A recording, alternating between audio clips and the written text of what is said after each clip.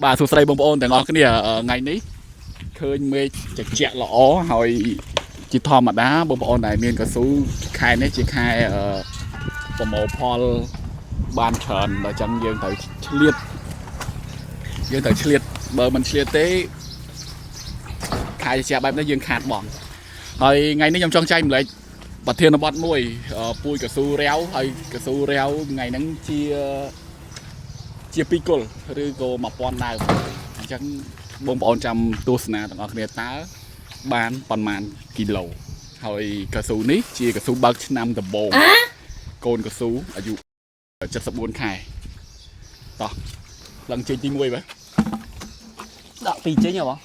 ពីជិញក៏បានមិនជិញក៏បានស៊ីសងលើអ្នកថ្លឹងដែរដាក់2ចេញមកឃើញដាក់អស់បងគាត់ថា2ចេញដែរបាទតោះ72ជិញទី1 72បងប្អូន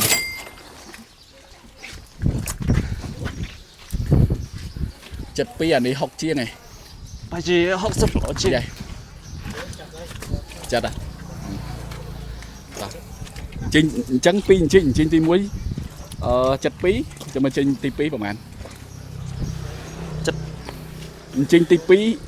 80ស្ទើរនេះបានគីឡូ152គីឡូអញ្ចឹងកៅស៊ូក្នុង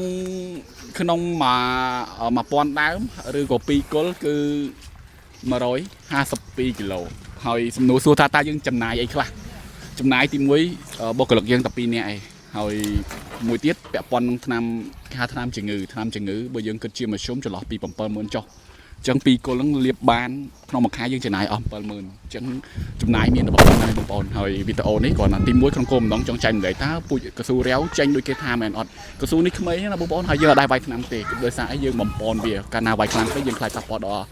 អាយុកាលទៅមុខទៀតអញ្ចឹងអ្វីដែលយើងចង់ចែកម្លែកតែប៉ុណ្្នឹងទេបងប្អូនអញ្ចឹងអរគុណជំរាបលា